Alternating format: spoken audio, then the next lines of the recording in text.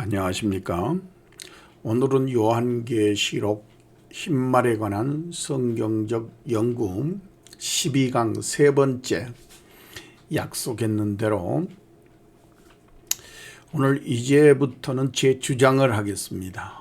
그러나 제일 첫 번째 문자적 해석 15가지 질문이라고 하는 제목으로 이 요한계시록 6장 2절에 나오는 이 흰말에 대해서 15가지로 질문을 하면서 답변과 그 내용을 여러분들과 나누고자 합니다. 여기에는 논쟁이 많았기 때문에 제가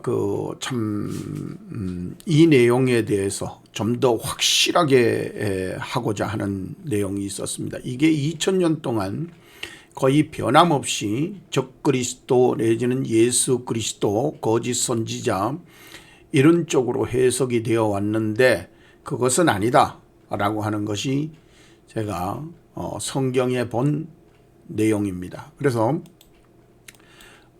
우리가 성경을 보면서 좀 더 그 진척 있는 하나님이 원하는 그런 내용을 좀 하나님이 원하는 대로 나팔을 불어야 되지 않겠습니까? 그래서 하나님이 원하는 것이 무엇일까? 문자적으로 자세히 살펴봤습니다. 그 첫 번째 비밀인 이 말, 첫 번째 인인 비밀에 대해서 좀 더 자세히 보고자 합니다.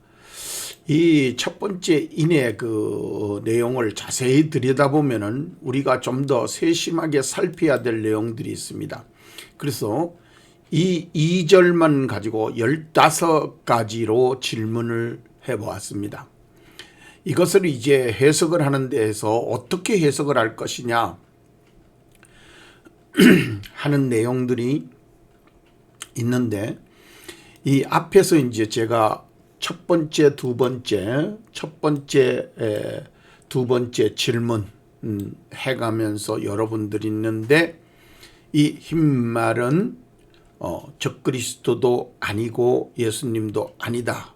이 두 가지를 설명을 드렸는데 이것을 보니까 약 3시간 정도 강의를 한 거더라고요. 그래서 제가 이거를 해명하기 위한 제 주장을 펼치기 위해서는 적어도 이 반박한 것보다는 더 많은 강의를 해야 되겠는데 참 어려운 점이 있어서 여러분들 있는데 좋은 강의가 되었으면 하는 바람에서 제가 이것을 한 강의로 3번으로 그냥 줄이려고 그랬는데 아무리 그거를 문자적으로 해도 여러분들에게 전달되는 그런 내용이 혹시 은혜롭지 못할 수도 있어서 제가 확실하게 전할 수 있도록 몇 번에 걸쳐서 강의를 해보도록 하겠습니다. 그래서 이 제가 반박하는 내용은 간단합니다. 성경을 해석하는데 흰말 연구에 있어서 7가지입니다. 7가지의 그 내용을 제가 설명을 드리는데 이 7가지를 첫 번째 문자적, 그 다음에 이제 나오는 것은 하나하나가 아니고 연계성을 가지고 연속성, 중첩성, 비유성, 그 다음에 동질성, 연결성, 그 다음에는 이제 미래에 어떻게 연결될 것인가, 미래적 연속성. 이게 구약에서 이제 신약으로 넘어오는 그런 과정에 연속성이 있지 않습니까? 그래서 이거를 보여드리고 그 가운데 이제 현실적 적용. 참 이걸 보면 왜 이거를 이렇게 해석해야 되느냐 하는 것이 명확하게 드러납니다. 이 예언은 현실적인 것이지 추상적이거나 이게 그 상징적으로만 되어 있는 게 아니라는 거죠. 현실이. 왜냐하면 지금이 말세이고 지말이고 또 지금이 재림이 될 때라고 하는 목사님들의 주장은 많은데 그렇게 주장을 하려고 그러면 이 예언이 현실적이 돼야 되잖아요. 그래서 저도 이제 예수님이 현실적으로 오신다라고 하는 개념으로 또 사회적 현상과 모든 내용을 볼 때 그렇게 가고 있다. 그 믿음을 가지고 여러분들이 이제 성경을 해석하도록 하겠습니다. 자, 제일 첫 번째로 그러면 우리가 그 성경에서 문자적 해석을 하는데 문자적 해석에서 스가랴서, 다니엘서, 요한계시록 이렇게 연속성, 이게 이제 다니엘서에서 요한계시록까지 연속되어진다라고 하는 거죠. 다니엘서 2장과 7장, 9장에서 또 그다음에 8장 다니엘서는 거의 다 그런 어떤, 그리고 스가랴서도 전체가 예언서입니다. 그래서 이것이 연결성이 있느냐 하는 문제예요. 그래서 다니엘서 구약에 나오는 스가랴와 다니엘서를 통해서 요한계시록을 해석하는 그런 걸음이 되겠다. 또 그 방법이 되겠다. 이렇게 말씀드릴 수 있겠습니다. 그런데 가장 더 중요한 거는 많은 그 해석자들, 주석가들, 학자들이 성경을 성경으로 해석해야 된다라고 말을 하면서 실질적으로 보면 성경을 가지고 일부는 해석을 하고 일부는 또 상징적, 비유적 이런 걸로 해석을 사회의 거를 끌어들여서 하는 경우가 많이 있는데, 저는 사회 걸 끌어들이더라도 이제 마지막 그 현대적인 것을 하려 그러면은 사회에 들어올 수밖에 없죠. 그 사회하고 성경하고 어떻게 맞아지느냐, 그 부분에서만 들어오도록 하겠습니다. 그래서 저는 그 성경을 해석하는데 가장 중요한 게 성경을 성경으로 해석하게 하자. 이것이 이제 가장 그 중요한 것이고, 제가 하는 그 신학적 틀이나 현대적 측에서 성경 자체 내에서 패턴을 발견하고, 구조를 가지고 상징적인 것, 성경이 성경이 어떻게 해석하고 있는가, 그렇게 여러분들인데 보여드리고, 그리고 구약적인 것과 신약적인 것, 이것을 좀 잘 생각을 해야 됩니다. 구약적인 것, 신학적인 것. 구약은 어떻게 보면은 모든 것의 출발이었고, 신약은 이제 그 진행되는 거고, 요한계시록은 결말입니다. 결말. 그래서 제가 이번에 그 새 재앙에 대해서 강의를 하는 내용을 여러분들이 좀 보셔야 되는데, 첫 번째 재앙이 인이죠. 두 번째는 나팔이고, 그 다음에 7 대접인데, 이것을 실질적으로 여러분들 보실 때에 붉은 말 전쟁이다, 검은 말 기근이다, 청황색 말 사망이다, 이런 간단한 거는 되는데 왜 이게 되었느냐, 왜 이렇게 될 것이냐, 중요한 거는 앞으로 왜 이렇게 될 것이냐 하는 것이거든요. 그리고 왜 이게 되어져야만 하는가 하는 그런 의도성 있는 성경을 해석하는 것을 제가 보지 못해서 그냥 있다 이랬는데, 그러면 현실적으로 어떻게 있느냐, 지금 현재 어디에 지진이 일어나고 기근이 일어나고 이런 걸 가지고 그냥 비유하고 마는데, 좀 더 자세히 한번 보도록 하겠습니다. 자, 그러면은 이 4마리의 말이 우리에게 그 다가오는 그런 내용 속에서 한번 보시겠습니다. 자, 4마리의 말을 가지고 이 말의 성경적 분석이 어떻게 되느냐, 말이 성경에서 뭘 말하고 있느냐 찾아보면 성경에서 이 4마리의 말을 이미 다 해석해 놓았어요. 근데 자꾸 그걸 가지고 우리가 이제 4마리의 말을 가지고 흰말이 예수님이라 그런 적이 없어요. 그리고 이 흰말이 그 거룩성을 나타낸 것은 맞죠. 근데 흰 것이 꼭 그렇게만 갖느냐? 아니라는 것이죠. 그럼 반대쪽으로 갖는 건 흰색이 어떻게 됐느냐 하는 거. 그래서 이것을 해석을 할 때에 이렇게 문자적인 데서 출발해 가지고 문자적 안에서 문자적으로 연속성이 있느냐, 중첩, 비유, 동질, 연결 이런 속성들을 가지고 있느냐, 이런 것들을 성경에서 한번 찾아보자는 거죠. 그러면 성경이 맞으면 맞는 거죠. 성경이 맞으면 이루어지는 겁니다. 그래서 이 네 마리의 말이 어떤 관계가 있고 또 이 네 마리 말이 실질적으로 사회적 현상에서 어떻게 일어날 것이냐, 또 일어나고 있느냐, 그게 더 중요하거든요. 일어나고 있느냐가 더 중요하단 말이에요. 자, 그래서 제가 이제 이거를 질문을 해봤습니다. 어떻게 하느냐, 문자적으로 해석하는 겁니다. 그래서 15가지. 자, 제일 첫 번째 2절인데 2절에서 내가 보니 그랬어요. 누가 봤어요? 요한이 봤다는 거죠. 구약에서는 뭐 스가리아가 봤고 다니엘이 봤지만은 실제로 여기에서는 이제 요한이 봤다는 거. 세 사람이 봤죠. 스가리아, 다니엘, 그 다음에 요한.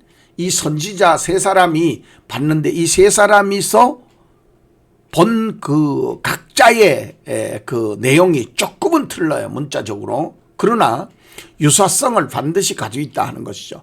그래서 흰말이 있는데 그럴까? 그럼 흰말이 있는데를 말을 갖다가 말이 그럼 뭐냐? 흰색이 뭐냐? 짐승이 뭐냐? 이렇게 따져봐야 된다는 거죠. 그냥 사람 지금까지 해석한 거를 보면은 이렇게 자세히 따지지를 않고 그냥 흰말, 흰색 말 이렇게만 했더라는 거죠. 그래서 그렇게 하면 안 된다. 제가 그 다음에 탄자 그러면 그 탄자 말에 탔다라고 하는 의미가 뭡니까? 탔다 말에 탔다라고 하는 의미를 알아야 된다. 탔다. 그 다음에 자가 있다. 그 탔는 사람이 있을 거 아닙니까? 그리고 그가 그럼 누구냐 이거? 그 탄자가 있다. 이거를 자세히 이렇게 좀 보고 또 그렇게 해석을 하겠다. 그래서 활이 있다. 그럼 활 있는 것만 가지고 뭐 활이 어떠냐. 근데 활을 가졌다. 성경 말씀 그대로 문자적으로 가졌다.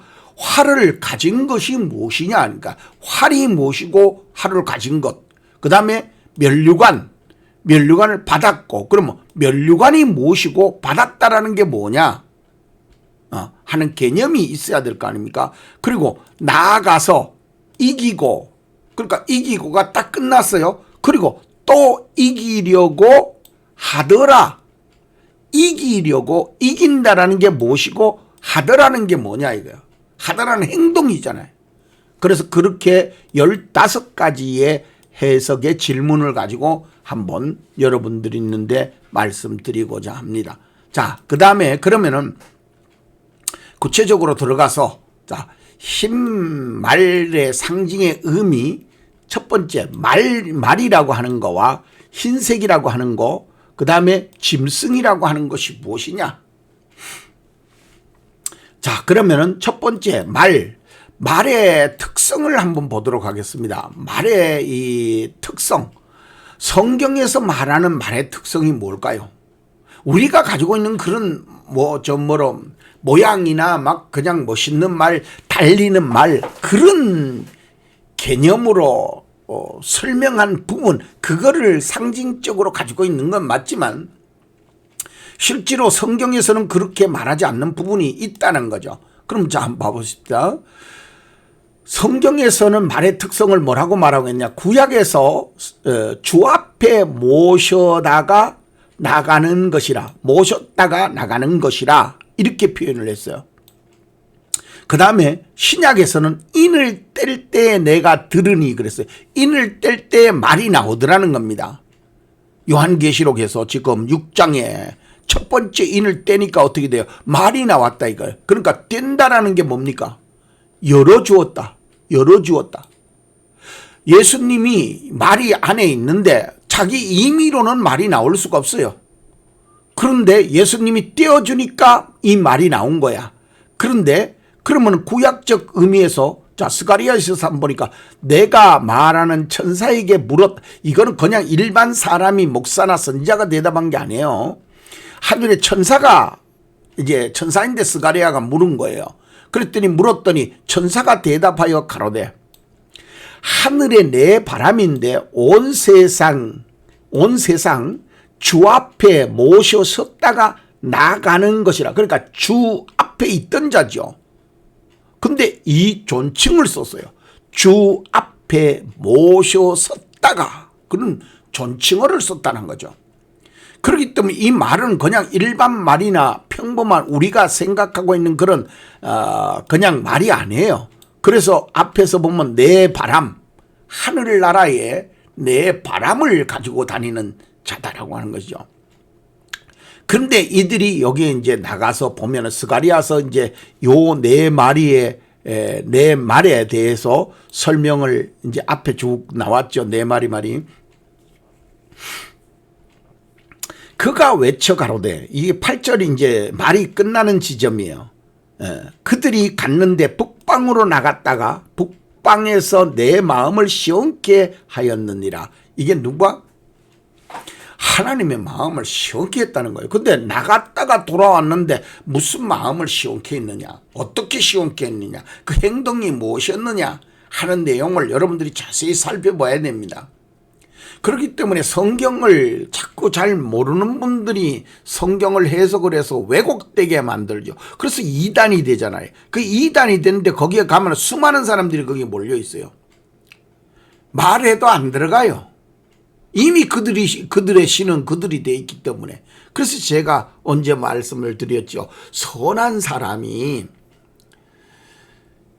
죽어서 천국 갈 거냐 말 거냐 이렇게 묻는다는 거죠. 그래서 내가 그랬죠.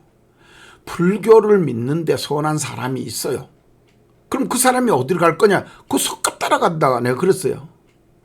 예수님이 천국을 맞는 사람이기 때문에 우리는 예수 믿는 사람은 예수 따라가면 돼요. 석가 믿는 사람은 석가 따라가면 돼. 공자 믿는 사람은 공자 따라가면 돼요.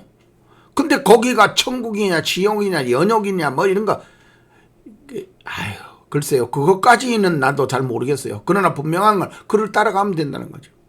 그러나 여러분들이 그래서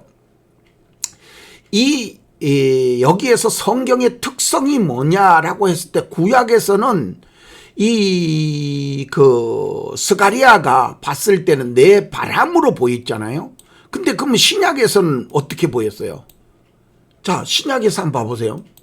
신약에서는 첫째 인을 때니까 흰말인데 이게 이제 저로서는 새로운 어떤 그 정복자, 그 다음 둘째 말은 붉은 말, 검은 말, 청황색 말로 나오더라는 거예요. 인을 떼니까.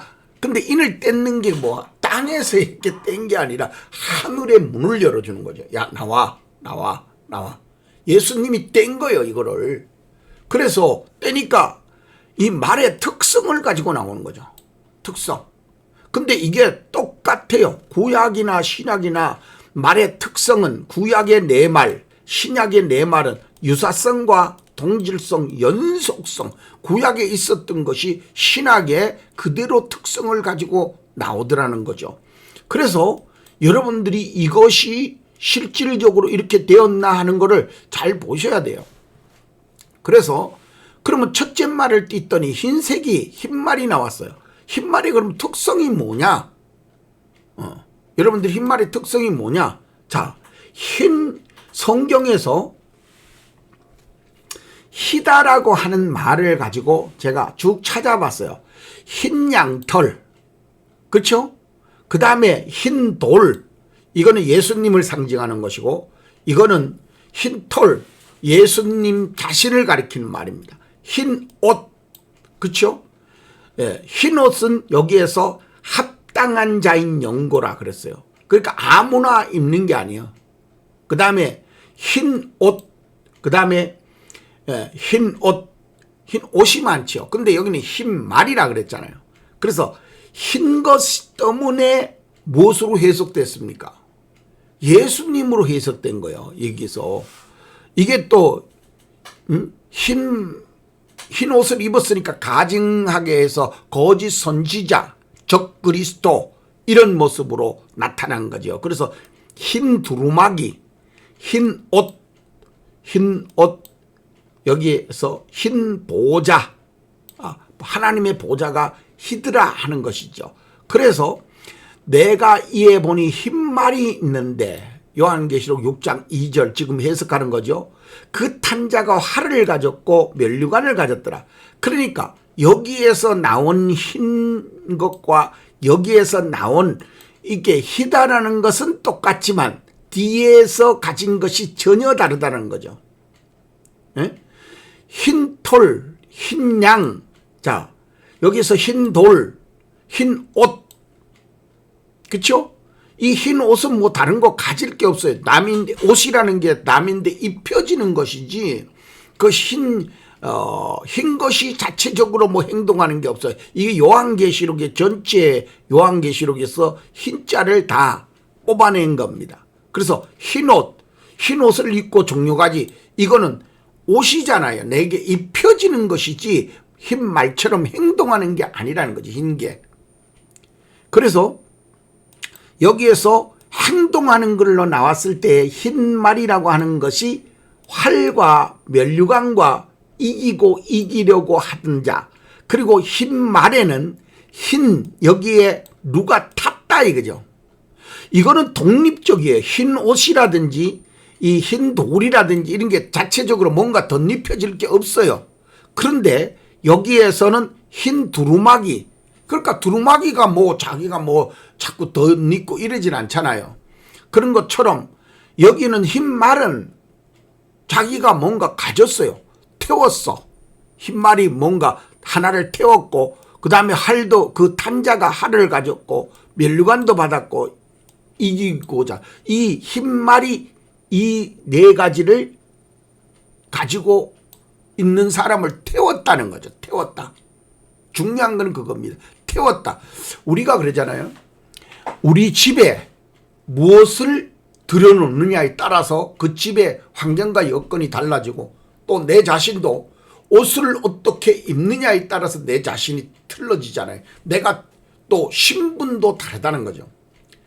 내 자신에게 대통령, 장관, 교수, 선생, 길거리에 거린, 그 내가 입고 새롭게 뭘 입느냐에 따라 가지고 내 자신이 천태만상이 될 수 있다는 거죠.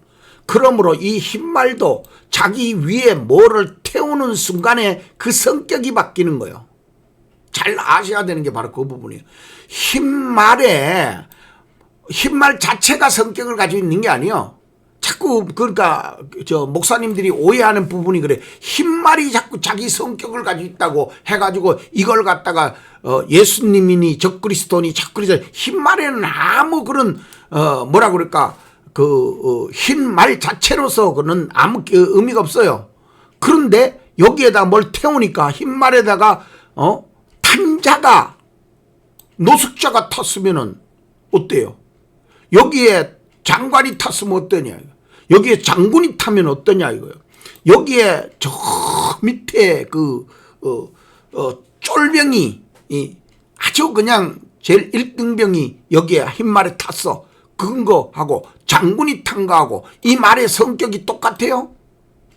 그런 어떤 의미를 잘 아셔야 된다 하는 것이죠. 그래서 여기 흰 말에다가 탄게 활을 태웠고 면류관도 이기고자 하는 이런 것들이 다 다르다는 거죠.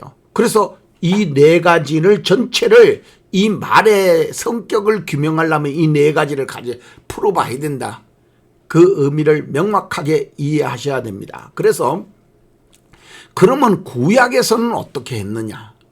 여러분들, 구약에서는 구약과 신약에서 그 말의 그 성격과 이런 내용이 비슷하고 유사성이 있는 게 많아요. 그래서 자 보세요. 제가 여기에서도 지금 뭘 찾으려고 그랬어요? 유사성, 동질성을 찾으려고 그런 거예요. 응? 여기에 지금 희다고 하는 것의 동질성, 희다고 했으니까 유사성을 가지고 있을 거예요. 색깔의 유사성.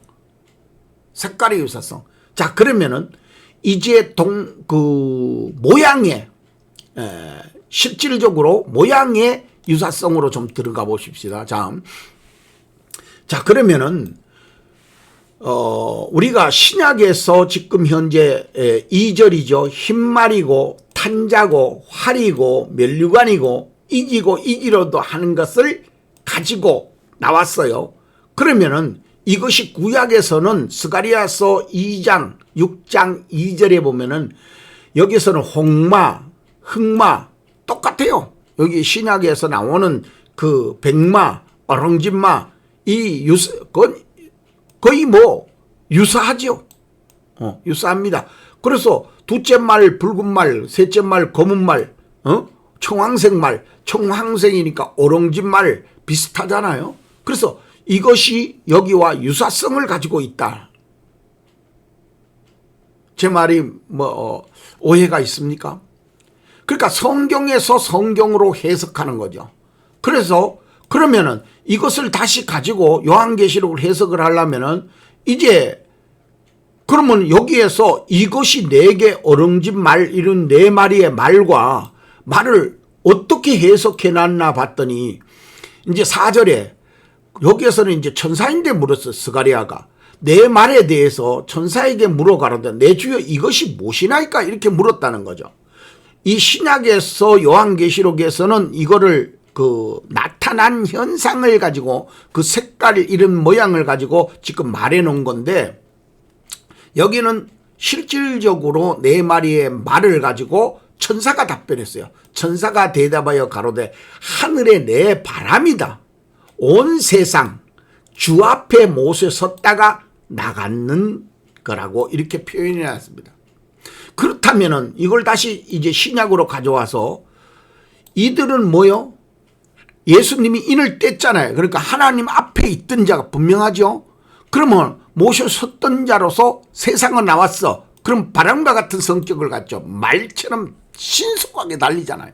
신속하게 달리는 이것은 똑같죠. 그 다음에 주 앞에 온 세상에 이거 온 세상을 절단낼 온 세상을 심판할 자들이죠. 이 네 마리의 말이. 그러므로 주 앞에 못 섰다가 나갔다. 여기서 신약에서도 그러잖아요. 나갔다. 나가서 이기려고 하더라. 그러죠. 여기서 지금 현재 제가 또 나가서 이기려고 하더라. 이게 요한계시록과 이 스가랴서에서 나오는 것과 아주 유사성이고 동일성을 가지고 있고 구약에 있던 말들이 나왔으니까 이 구약에 있던 것이 신약으로 와서 연속성이 있다는 거죠. 여기에 끝난 것이 아니라 구약에서 끝난 것이나 구약의 스가랴에서 끝났거나 어디에서 중간에 끝난 게 아니라 이것이 계속 이어져서 내려왔다는 거죠. 그러면 연속성이 있잖아요. 그러면 어떤 것도 다 연속성이라는 거죠. 그래서 제가 이런 것을 보면은 이단들이 그러죠.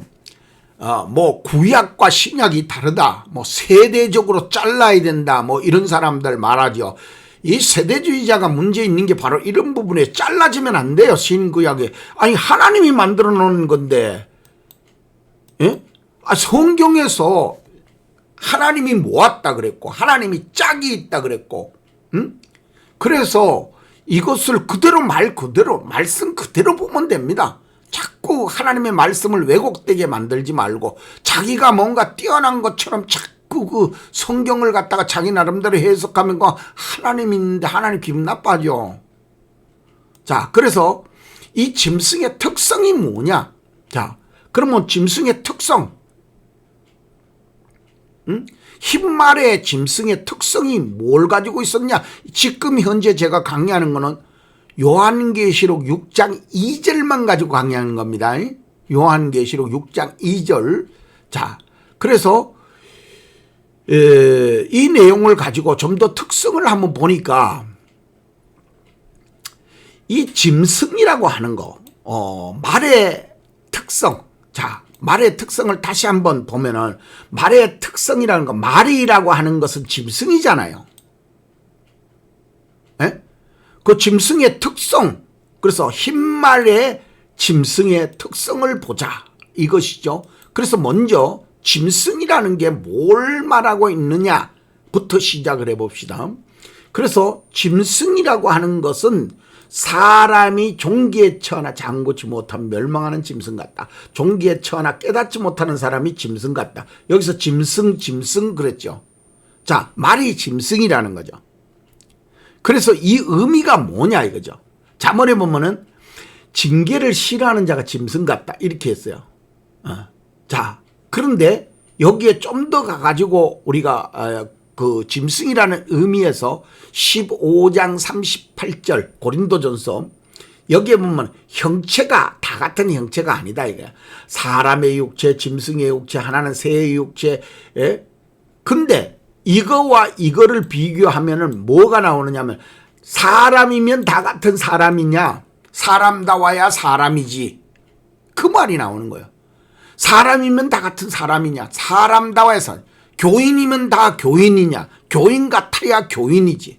목사만 다 목사냐? 목사 같아야 목사지. 그런 겁니다. 에?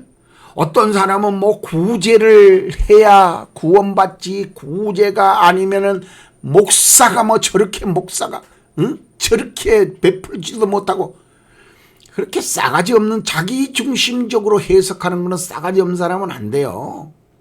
에? 어떤 사람은 그렇게 구제한다고 구제 안 하는 목사도 아니요. 또 어떤 사람은 선교한대. 근데 선교에 도와주지 않으면 네가 목사냐 이런 식으로 나와요. 나는 그래서 성경에서 선교하라고 하는데 그런 싸가지 없는 사람들이 얼마나 많은지 몰라요. 지가 하는 일이 하나님 앞에 정당하면 지가 하면 되는 것이지. 그러니까 어느 군데 편중돼. 지금 말도 그러잖아요. 4가지 색상.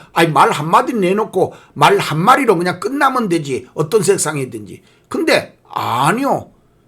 4가지 색상으로 4가지로 신구약이 다 그래요. 그러니까 우리가 무엇을 볼 때에 하늘에 속한 형체도 있고 땅에 속한 형체도 있고 하늘에 속한 영광도 있고 땅에 속한 영광도 있다는 거예요.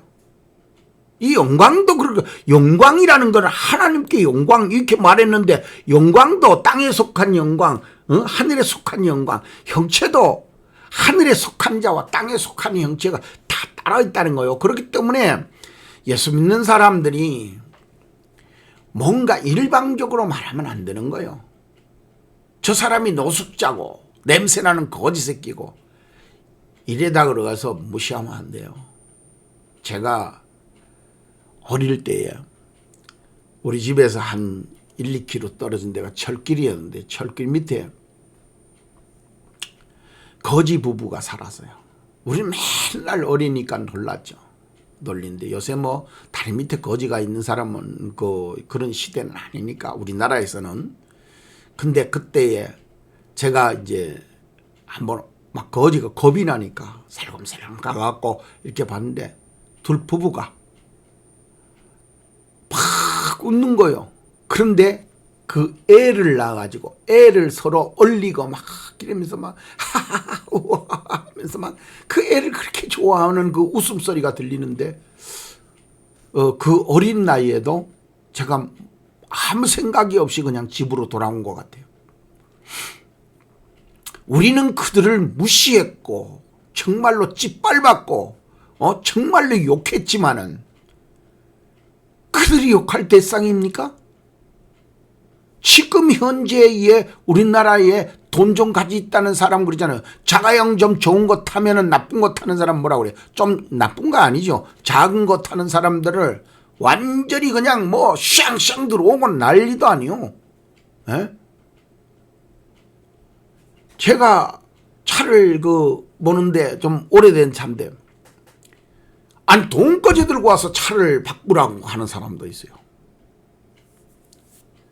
그러니까 얼른 받아가지고 그냥 선교했든지 뭘 써버렸죠. 하물며 우리 어머니도 그래요. 우리 어머니 권사님인데 목사님 좀 남들하고 비슷한 거 다 이러더라고요. 그래서 우리는 그래요. 물론 뭐 탈 수 있죠. 그런 거와 마찬가지로 우리가 무엇을 볼 때에 해의 영광도 다르고 달의 영광도 다르고 별의 영광도 다르고 별과 별의 영광도 다르다. 이거는 요한 창세기에 요셉이 그 설명할 때 나오는 내용과 같아요.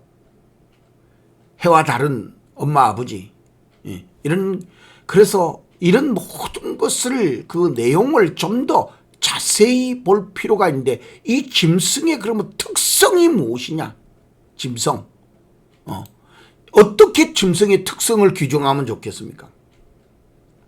이거를 연구 안 하고 자꾸 자꾸 하면 안 돼. 흰말의 특성과 규정이 뭡니까?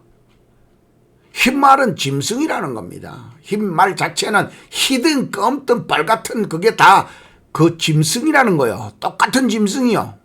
그렇죠? 말이라는 건 똑같이 말이 아니 흰말이에다가 빨간 말 되면은 말이 아닙니까? 똑같은 말이잖아요. 동질성을 가지고 있잖아요. 자, 그래서 여기까지만 해놓고 다음에 뒤에 가서 보도록 하고, 자, 그러면 탄자로 한번 넘어가 봅시다.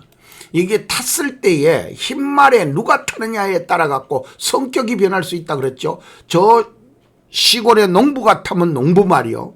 근데 그 흰말이 장군이 타면 장군말이요. 그 말의 특성은 그 위에 탄 사람이 결정할 수 있다는 거죠. 그럼 오늘날 해도 똑같아요. 이 흰말의 규명이 되면은 이 흰말이 누가 타느냐에 따라서 군마가 될 수도 있고 농부마가 될 수도 있고 달리는 스포츠마가 될 수도 있는 거죠. 그래서 흰말 위에 태우는 탄자는 누구일까?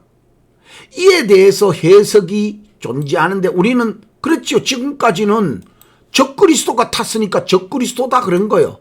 거짓 메시아다 이렇게 말한 거예요. 그러니까 이걸 거짓 메시아가 된 거죠. 자, 그러면은 여기에서 기수의 정체를 파악하는 것이 무엇보다 중요하게 다가온다. 이것이 자 보세요. 매우 중요한 열쇠가 된다. 제 말이 틀립니까? 하나님의 말씀 그대로 아니에요. 그래서 말에 그 위에 탔는 거를 보면 활을 가졌고 면류관이 있고 말을 타고 이 탔다라고 하는 의미도 배워야 됩니다. 탔다라는 게 뭐냐? 타는 방법이 어떠했느냐? 뛰어올랐냐? 그냥 가서 태워줬냐? 어떻게 탔냐? 타는 자체가 현실적으로 왔을 때에는 완전히 달라져요.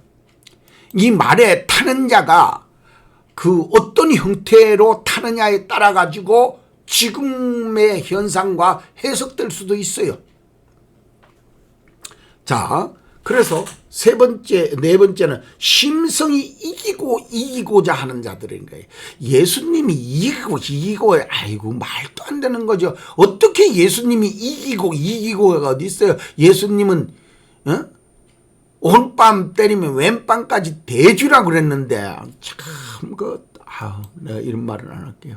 자, 그래서 여러분들이 좀 더 하고 그러면 여기에서 그라고 그랬죠. 그 탄자 그랬어요. 그 탄자. 여기에서 이제 그 앞에 그라고 붙였어요. 그 탄자의 정체. 그럼 그라고 하는 것이 누구냐? 탄자의 정체. 에? 그래서 그가 그러면 누구냐 하는 것을 여러분들이 이해하셔야 됩니다. 그러면 지금까지는 뭐라고 그랬습니까? 이게 적그리스도.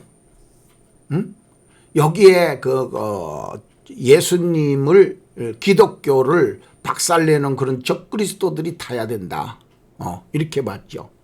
그래서 이것이 과연 제가 앞에서 설명했듯이 스가리아에서 거기서 나온 말과 같은 성격으로 비춰본다면 안 맞아요.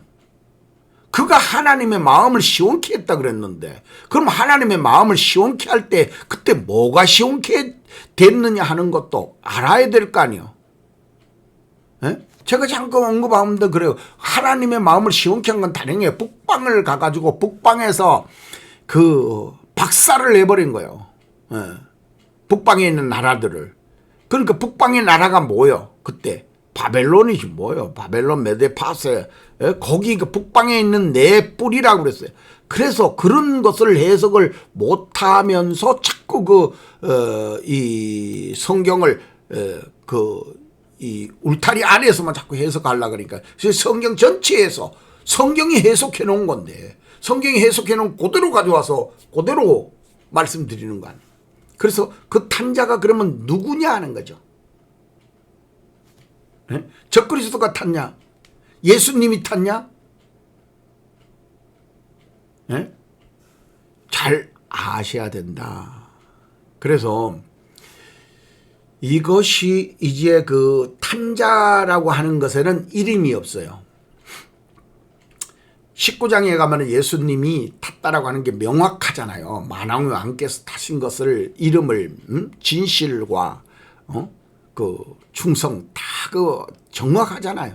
근데 여기에는 탄자가 누구나 탈 수 있다는 겁니다. 이름이 없어요.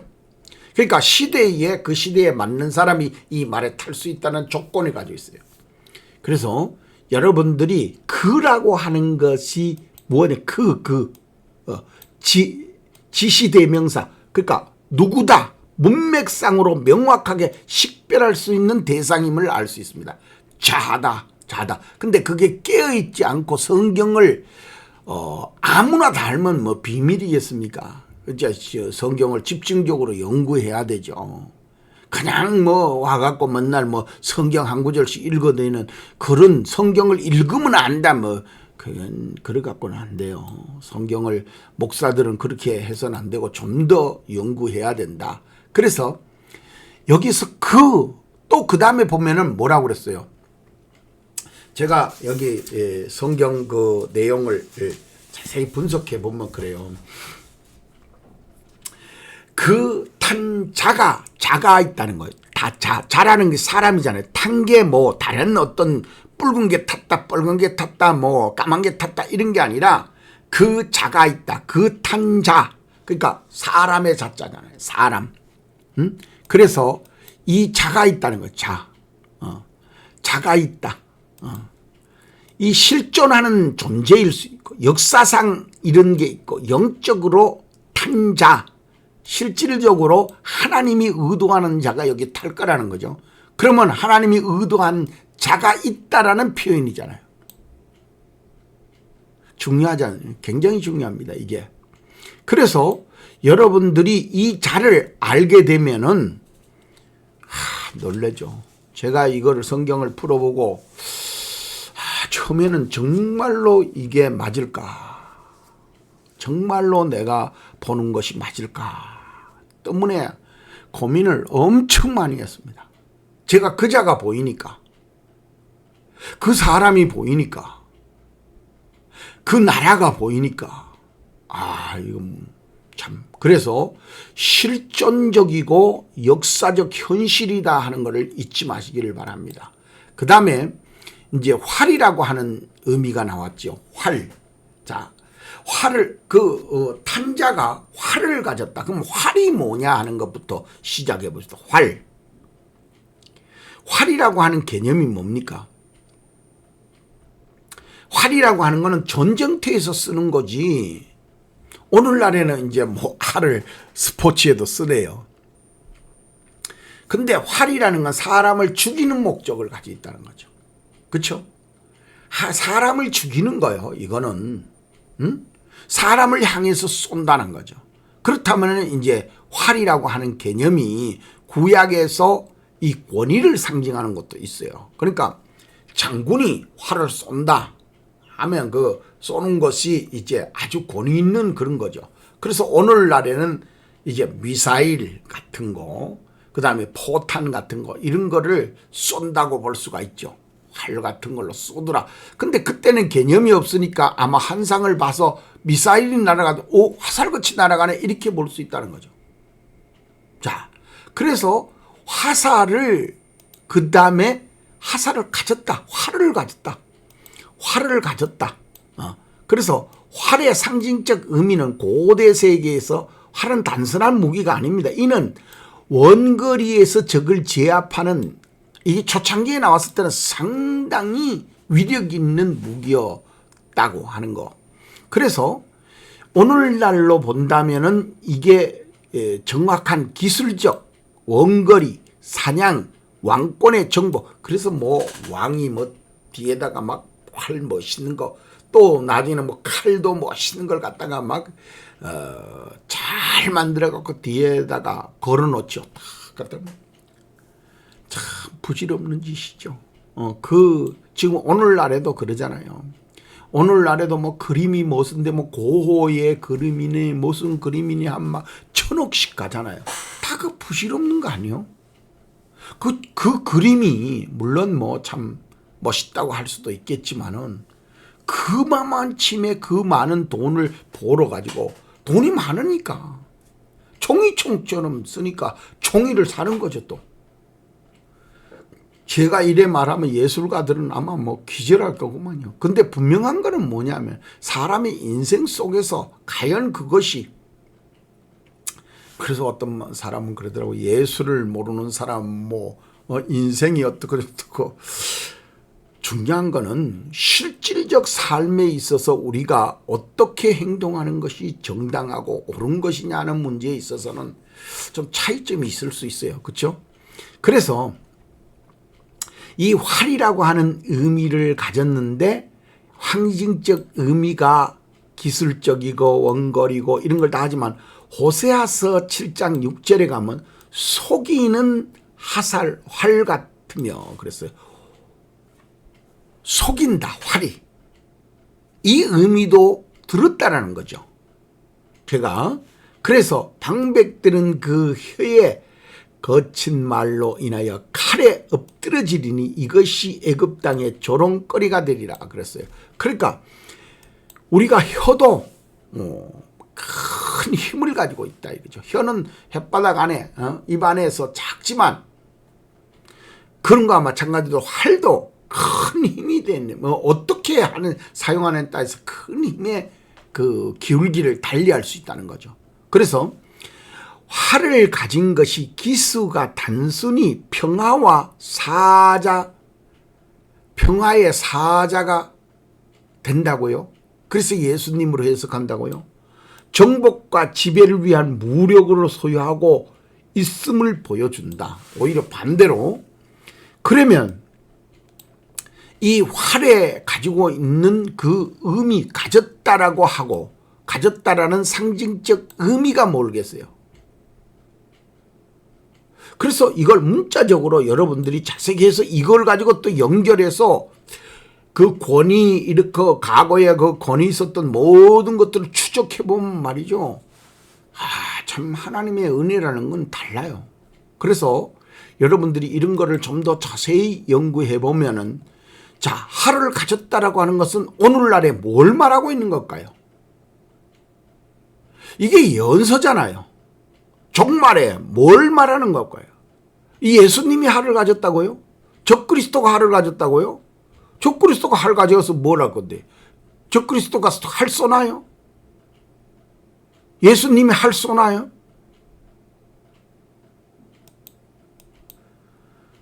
가졌다. 가졌다라고 하는 건 소유권이죠. 소유권. 소유를 의미하는 겁니다. 예수님은 안 가져도 소유권 주인이에요. 안 가져. 그래서 좌우의 날쌘검과 같다. 관절과 골수를 찔러 쪼개기까지 하신다. 뭐가? 말씀이. 그래서 잘 알아야 됩니다.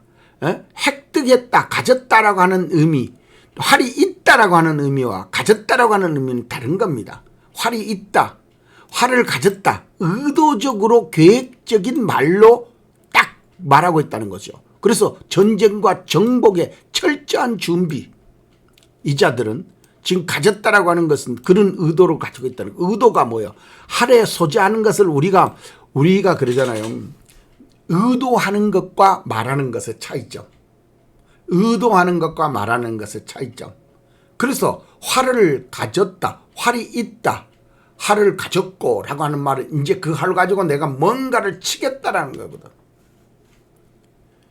그런데 이것을 갖다가 이제 그 적그리스도나 이 예수님으로 해석을 하게 되면은 이 지금 현재 흰말에 대해 가지고는 치지 않으니까. 그런데 여기에서 이제 그 멸망의 자식들이 나와야 그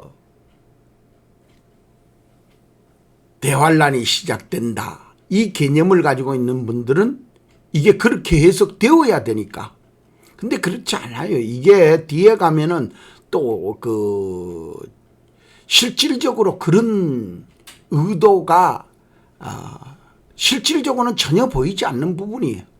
그런데도 나타나는 그런 현상들이 있을 수 있다라는 것을 명확히 하셔야 된다. 근데 또 이제 그러면은 이것을 조금 분석해서 보았지만은 이제 그 다음에는 뭐요? 면류관이 있으니까 더 하는 거예요. 그래서 저도 면류관에 대해서 그러면 면류관이라는 게 뭘까? 근데 면류관을 어떻게 했느냐 그랬더니 받았다는 거예요. 그럼 받았다라는 거는 수여한 자가 있다는 거죠. 수여한 자.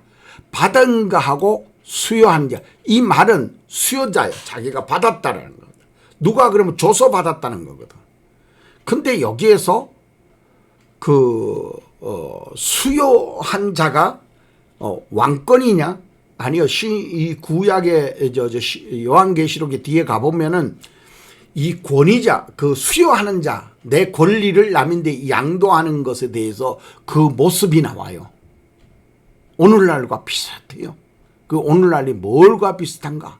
그런 것을 여러분들이 잘 보시길 바랍니다. 그래서 면류관은 왕권과 권위 이런 것을 상징하는데, 그런데 여기서는 주목해야 되는 부분이 면류관을 받았다고 하는 것이요. 받았다. 누가 줬다는 거거든요. 받았다. 이는 스스로 취한 것이 아니라 누군가 수여해 줬다는 거예요. 수여해 줬다. 그래서 면류관을 받았다는 것은 정당한 권리의 인정을 받았다는 의미도 있을 수 있고, 혹 거짓 권위로 부여받았다는 의미도 있습니다. 양면성이 있어요, 항상. 예?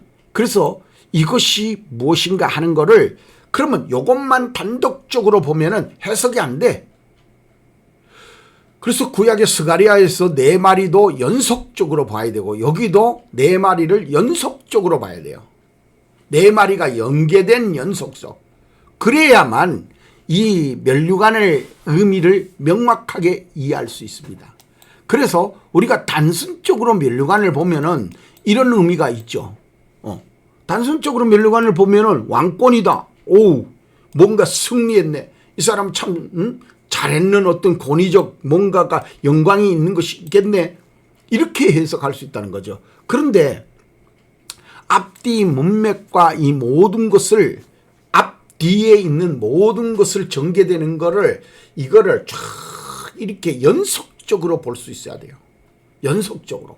그래야만 이게 해석되는 것이. 구약에서도 이 면류관이 어떻게 수여됐고 어떻게 갔는가. 그러니까 뒤에 나오는데도 요한계시록도 그러지만 구약에서도 그러고 7머리 10뿔에 뿔에 10면류관이 있더라 그러잖아요. 뿔에 면류관. 참 진짜 나는 그래서 이거는 그렇게 해석돼서는 안 된다라고 보는 거거든요. 그럼 앞뒤 문맥이 어떻게 될 것이냐 하는 면류관에 대해서 좀 한번 자세히 좀 더 듣다 보겠습니다. 자, 면류관에서 유사성, 동질성, 연결성이 어떻게 되냐. 유사성. 자, 이 잠언에 보면은 말이죠. 재물은 그의 면류관이라 그랬어요. 아니, 여기에서 말이 돼요? 자, 백발의 영화의 면류관, 의로운 길이 얻으리라. 자, 여기에서도 백발의 영화가 면류관이다. 손자는 노인의 면류관이다. 그럼 면류관이라는 개념이 성경적으로 어떻게 해석되고 있느냐 하는 것을 지금 말씀드리는 겁니다. 성경적으로 면류관이 어떻게 해석되고 있는가. 근데 영광과 이런 참 하나님 앞에 받는 이 화려한 왕권적인 것만 면류관을 그렇게 의미하니까 해석이 잘 안 된다는 거죠. 그 다음에 자색 옷을 입고 가시면류관을 예수님이 쓰셨어요. 가시면류관. 자, 그 다음에 여기에서는 전혀 다른 의미인데, 나의 기쁨이요 면류관인 사랑하는 자들아. 그러니까 이제 빌립보에 보면은 바울이나 이런 사람들이 다니면서 참 전도해 놓으니까 그 전도한 자들이 참 잘하고 있거든요. 그러니까 바라보고 그런 거예요. 나의 기쁨이다. 너희들 성도들 나의 기쁨이다. 야, 성도들 어떻게 내인데 내 조금 가르쳐 줬는데 그거 가지고 너 어떻게 젊었냐. 야, 나의 기쁨은 나의 면류관들이구나. 이렇게 표현한 거죠. 그 다음에서 이제 보면은 의의 면류관, 생명의 면류관, 영광의 면류관, 생명의 면류관. 자, 있죠? 이런 면류관의 종류가 이렇게 있다라는 겁니다. 영광의 면류관만 면류관이 아니라 생명의 면류관도 있고, 여기에서 가시 면류관도 있고, 영화의 면류관, 재물의 면류관도 있다는 거죠. 이런 면류관의 개념이 그렇게 일방적으로 가서는 안 되는 거예요. 거기서 할을 가진 자가 면류관을 받았다 하면은 이 할과 면류관의 연관성이 어떻게 되겠어요? 전쟁에서 이겨서 쓴 자들의 면류관이 아니겠어요? 근데 예수님이나 적그리스도는 전혀 그런데 해당되는 사람이 아니지. 적그리스도라고 해서 활 쏘고 대포 쏘고 돌아다니고 장군인가요? 적그리스도가? 그 전혀 아니거든. 적그리스도는 그런 권리를 가지고 있는 걸 보고 적그리스도라. 아니, 네로 보고 적그리스도라 그래요? 로마 황제들이 그 기독교를 그렇게 핍하고 잡아 죽였는데 그들을 보고 적그리스도라 그러냐. 마귀 새끼고 사탄이지. 개념을 잘 이해해야 돼요. 그래서 이들이 그거를 받았다고 하는 개념이야. 면류관을 받았다. 자, 받았다고 하는 건 내가 어떻게 해서 하는 게 아니라 준 자가 있어요. 받았다. 근데 이게 누가 줬느냐는 거예요. 참 이게 굉장히 중요해요. 누가 줬냐는 거예요. 예수님이 줬다고요? 하나님이 줬다고요? 아니, 그러니까 예수님으로 해석하는 사람은 면류관을 그럼 누가 준 거예요? 아니, 예수님으로 해석하는 분들 보세요. 면류관을 그럼 누가 줬다는 거예요? 하나님이 면류관을 줘요? 예수님 자신이 하나님인데. 면류관이 자신의 힘으로 얻은 것이 아님을 보여준다. 뭔가 내가 잘했더니 남인데 준다. 누가 이 면류관을 주었을까? 이는 하나님일 수도 있고 사탄일 수도 있고 혹은 인간의 권력 구조일 수도 있다는 거죠. 앞에서 지금 설명한 내용으로 보면 잘 이해해야 됩니다. 전혀 지금 현재 보세요. 인간의 권력 구조에서도 면류관을 줄 수 있다. 신적 권위, 악의 세력, 인간의 승인 이런 걸로 다 면류관이 포괄적으로 내려올 수 있다는 거예요. 근데 왜 한 가지만 그렇게 해석을 하세요? 근데 내가 그분들의 그 얘기를 들어보면 이런 말이 없어요. 그래서 목사님들이 좀 더 폭넓은 그런 것이 돼야 되고, 그 다음에 이제 가보니까 어떤 의미가 있냐. 말탄자. 그래서 면류관을 받았다. 받았다. 나아가더라 하는 거. 자, 말탄자의 이제 좀 속을 좀 들다 봅시다. 말탄자의 심성. 말탄자가 이제 딱 그 면류관 다 쓰고 나가죠. 나가가지고 뭐라냐. 출발했어요. 사명 정복하러 간단 말이죠. 그러면 여기에 간다, 나갔다. 어디로 갔겠냐 이거죠. 나갔으면 어디로 갔겠냐 이거예요. 나가서 어디로 나갔느냐, 교회로 나갔냐, 적그리스도 행동으로. 그럼 예수님처럼 그 초창기에 전도하러 막 와. 근데 화를 왜 들어갔어? 너 안 오면 죽여 이거예요? 저기 그 뭐라 그럴까? 지금 마호메트들 그러죠. 안 오면 너 칼 받을래? 코란 받을래? 그 시간이요. 예수님이 그렇게 했어요? 특정 목적을 가지고 나갔다 이거예요. 그러면 전도 안 되면 죽여버리는 거예요? 그래서 나가긴 나갔는데 어디로 나갔냐 이거예요. 흰말이. 그 의미를 잘 연구를 해보셔야 된다. 그래서 말에 탄 자가 나갔는데 그럼 말에 탄 자가 말을 몰고 나갔을 거 아니에요. 그러니까 이 개념을 잘 생각해 봐야 돼요. 그래서 말에 탔다. 말에 탔다라고 하는 건 뭐예요? 말에 탔다. 그 말이라는 게 그러면 뭐를 통칭하는 것이고 말에 탔다라고 하는 게, 그러니까 구약에서는 말이라고 하는 개념을 바람이라고 했고 하나님이 모셔섰던 자라고 존칭까지 사용했어요. 그렇기 때문에 스가리에서 말이 여기까지 온 거예요. 연동성, 연속성을 가지고 있지 성경은 딱딱 잘린 게 아니란 말이죠. 그래서 말에 탔다 탔다라고 하는 것은 그 탔는 무리들, 탔는 어떤 것이 어떻게 보면은 그 구조일 수도 있고 세력일 수도 있고 그런단 말이죠. 그래서 왕족, 귀족들만 말을 탈 수 있었다. 그 타는 의미가 뭐예요? 이런 왕권과 귀족들이 밑에 그 사람들을 억압하는 그런 무리들을 탔다. 근데 글쎄 이걸 연동해 보면은 요한계시록 13장 17절 16절 이 내용에 봐보면 그래요. 거기에서는 부자나 가난한 자 다 그냥 표밖에요. 안 받으면 뭐 누구라도 죽이게부터 그 탈라고 하는 거 아니고 그거 억압하는 거 억압. 자기네들 권위로 억압. 자, 그래서 전쟁에서 우위를 점할 수 있는 수단, 굴림자의 권위의 표현이라는 거죠. 그래서 탔다라고 하는 개념이 그런 개념을 가지고 있다. 자, 그래서 나가갖고 뭘 하려고 했더니 이기고자 하는 거예요. 이기고자. 이긴다. 아이고, 참. 그래서 이긴다라는 개념이 승리. 예. 이 참 봐보세요.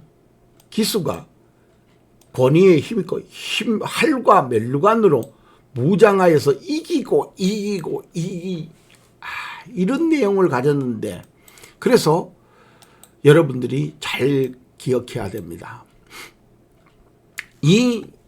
또 이기려고 지속적으로 한다는 거죠. 이기고 이겼어. 근데 또 이기고자 하더라는 거죠. 그래서 이게 지속적, 과거에도 이겼고 이제 현재도 행동하고 있고 미래도 이기려고 한다. 이 완전 사탄의 그 방법 아니에요? 예수님이나 하나님이 이기도록 하는 것이 그 우리가 믿는 자들이나 우리가 성경에 우리에게 나타내고자 하는 거죠. 그래서 이 문자적으로 지금 현재 이렇게 나누어 보면 이기려고 한다 하는 개념을 잘 보셔야 돼요.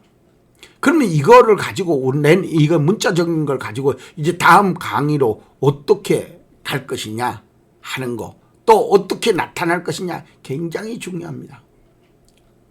제가 이게 문자를 먼저 이렇게 상세히 분석하는 것은 이 의도를 여러분들이 먼저 한번 이렇게 상세히 분해해 가지고 한번 보라는 거죠.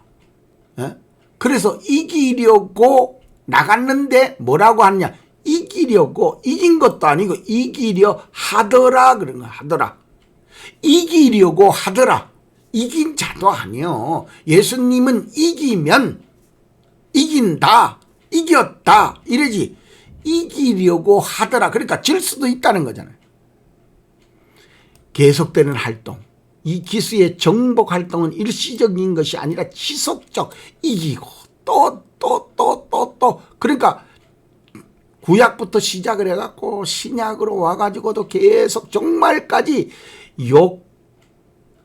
아주 그냥 끈덕지게 요거를 못 버리고 계속적으로 할 것이라는 거죠. 그래서 여러분들이 이 문자적인 것을 이렇게 분석해 보니까 어떠세요? 하더라는 과거의 진행형이 아니라 이제는 지속적 행동으로 나와. 그러니까 마귀가 이렇게 할 거라는 거예요. 그러면 실질적으로 마귀가 그럼 흰말에서 끝날 거냐 이거죠. 이 흰말이 그러면은 딱 띄어가지고 흰말만 가지고 해석할 거냐 이거죠. 그렇게 해석해서는 안 됩니다. 제가 아무리 분석을 해봐도 이거는 그렇게 해석해서는 답이 안 나와요. 그래서 흰말의 해석의 관점, 그리스도적 해석, 적그리스도적 해석, 복음 전파, 거짓 선지자, 이거 다 말도 안 되는 얘기야. 그래서 이것을 앞으로 이제 하나님이 전개하는 그 내용을 좀 더 실질적으로 보려 그러면 성경이 어떻게 말했는가를 보면 돼요. 제 말했는 게 아니라. 그래서 제가 이제 성경을 해석하는 데에 이렇게 하죠. 말은 해석의 관점은 이제 재해석돼야 된다. 이젠 재해석돼야 됩니다. 내 말의 연결성. 자, 스가랴서 1장 6장에 나오는 말, 이것을 가지고 다니엘서 2장, 7장, 9장에 나오는 짐승들, 신상들 71회 이것을 여기에 와가지고 적용시켜버린 이 말이. 근데 여기에서 말이 끝나느냐? 아니요. 다시 이제 6장으로 와. 계시록 6장. 예? 말이 여기에서 끝나는 게 아니고 9장에도 말이 나와. 근데 말이 이게 어디로 가느냐? 13장으로 가서 짐승으로 변질돼. 그래서 짐승에서 17장으로 다시 또 가. 그리고 멸망받는 데까지 가죠. 그래서 이런 거 연결성을 가지고 있다는 거죠. 쭉 이렇게 연결성을 가지고 있다. 우리가 그러잖아요. 다니엘서 2장에서도 신상이 종말까지 가겠다 그랬잖아요. 연결성이 있잖아요. 그럼 구약이 끊긴 거예요? 그럼 구약에 있는 말들이 다 어디로 갔다는 거예요? 스가랴 말이 어디로 갔다는 거예요? 거기서 죽었다는 말도 없고 그거는 하나님 앞에 모셔 섰던 자들이라 그러는데 그 모셔 섰던 자가 신약에 와갖고 인을 때니까 거기서 나오는 게 맞잖아요. 하늘나라에서 나오는 게. 자, 그 다음에 연속성이 있다. 다니엘서 2장과 7장과 9장은 이거는 하나입니다. 한 세트야. 신상도 세계 인류를 말한 거고 이 7장도 세계 인류를 말한 거고 9장도 9장 24절에서 27절까지의 내용도 71회가 세계 하나님의 역사를 작정한 거 맞잖아요. 근데 이거를 부인하는 사람은 없을 거야 아마. 연속적인 거. 그렇다면 이게 종말에 다 있다는 거지. 2장과 7장과 9장도 다 종말에 다 있다는 거예요. 2장에도 뜨인 돌이 나와서 박살내겠다 그러잖아요. 70일에도 마지막 한일에는 저 뛰어났잖아요. 그러니까 그런 어떤 해석이 필요한 것 아니에요? 근데 요한계시록도 똑같다는 게 6장에서 9장으로 오면 말이 또 호적거리는 게 또 나와요. 근데 이 말이 이제 점점 악랄해져. 그래서 네 마리의 말이 합쳐지면 13장으로 가고 17장으로 가요. 한번 봐보세요. 해석해 보세요. 조금 더 자세히 봐보면 나옵니다. 그래서 이것을 이런 식으로 해서 네 말의 동질성. 그래서 유사성을 지금 보여주는 거예요. 짐승의 네 짐승, 뿔, 말, 관점의 해석을 달리해야 돼요.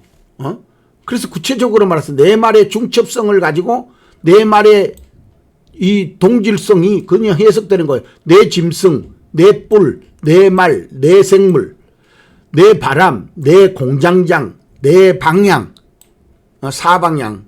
그 다음에 이게 네 세트 패턴, 네 패턴이라는 거예요. 이게 그래서 넷을 세 개로 줄일 수가 없어요. 안 돼. 짐승도 네 짐승 나오잖아요. 요한계시록 7장에 가면 네 짐승 어느 한 개 잘라버려? 말도 안 되는 거지. 네 개라고 해놨는데 뿔이라고 하는 것도 뭐라 그럴까 법계에도 네 뿔이 있잖아요. 그런데 그 뿔 하나 잘라요? 다 넷이라 그랬는데 왜? 그 네 말도 구약의 스가랴에서 네 말이라고 분명히 했는데 왜 세 말로 신약에 와서는 자르려 그래요? 네 생물. 하나님의 보좌에 네 생물이 있다 그랬잖아요. 네 생물이 여기만 있어요. 구약에서도 천사들도 여러 군데 나와요. 그래서 이걸 잘 봐야 되죠. 넷이라고 하는 개념, 이 넷이라고 하는 개념이 한두 군데 있는 게 아니잖아요. 그래서 짐승, 뿔, 말. 자, 짐승은 뭐였죠? 뿔이 뭐지요? 말이 뭐죠? 성경에서 해석을 해놨다는 거죠. 짐승이 뭐다, 뿔이 뭐다. 그래서 여러분들이 이거는 이제 다음 시간에 제가 해석을 하면서 여러분들과 한번 보자고요. 이거를. 아니 제일 중요한 거는 그럼 뿔이 뭐냐, 그 다음에 짐승이 뭐냐 하는 거 보면은 해석 다 돼버리잖아요. 말. 그래서 왜 성경에 해석을 해놓은 거를 갖다가 자기들이 임의로 해석하냐고요. 성경은 뭘로 해석하자고? 성경으로 해석하자고 그렇게 주창을 하고, 또 보수교단 특히 장로교단 입장에서는 절대적 아니에요. 성경은 성경으로 해석하자는 게. 근데 왜 영적으로 하고 뭘 한다고 그러고 자꾸 그걸 성경적 해석을 가지고 영적으로 가면 되죠. 그래서 이것을 이런 식으로 해석을 해서 이제는 해석의 관점이 해석의 관점을 달리해야 된다. 그래서 재해석돼야 됩니다. 재해석돼야 된다. 자, 그래서 여러분들 오늘은 여기까지 마치기로 하고 이제 끝으로 우리가 좀 더 예수님 앞에 정말로 이제는 깨어 있어야 된다. 그러므로 깨어 있어야 된다. 흰말은 분명 짐승입니다. 아니 짐승이 왜 자꾸 그 다른 걸로 응? 그래서 네 마리의 짐승은 성경의 점진적인 역사를 가리키고 있고 패턴을 말해주고 있고 징조를 말해주고 있는 것이 명확합니다. 그래서 성경은 진리다. 성도들의 영적 각성이 좀 이제는 필요할 때가 왔어요. 근데 누가 그걸 해줄 거냐 이거죠. 그래서 전하는 자가 없으면 모르는 겁니다. 마지막에 노아가 가서 여기 방주다. 그래요. 분별력이 있어야 되고 분별력을 배양해야 되고 순교적 신앙이 앞으로는 필요할 때가 왔습니다. 이제 뭐 이재명이도 목사들 자꾸 잡아놓고 그런다는데 그건 뭐 당연한 얘기죠. 걔는 뭐 마귀의 자식인데 뭐 거기에 뭐 더 말할 게 있겠어요? 우리 주 예수 그리스도의 재림이 답이다. 여러분들 봐보세요. 이재명이가 바르게 하라 그런다 그래서 그 바르게 될 사람이 아니잖아요. 그 사람은 그 위치에서 그거 하는 겁니다. 그래서 오직 그리스도의 재림으로 이루어지는 역사의 완성, 새 창조의 시작을 하기 위해서는 성경을 바르게 이제는 열린 문처럼 이해해야 된다. 이제는 완전히 눈앞에 와서 열렸어요. 그러면 이 요한계시록을 현대사회와 현대에 어떻게 나타날 것을 현재적 해석이 돼야 되죠. 상징적이나 추상적이 돼서는 안 된다는 거죠. 현실적 해석. 자, 그래서 여러분들 깨어 있읍시다. 지금까지 강의 들어주시느라고 수고 많으셨고 다음 강의에 만나십시다. 정말 마라나타 주 예수여 오시옵소서.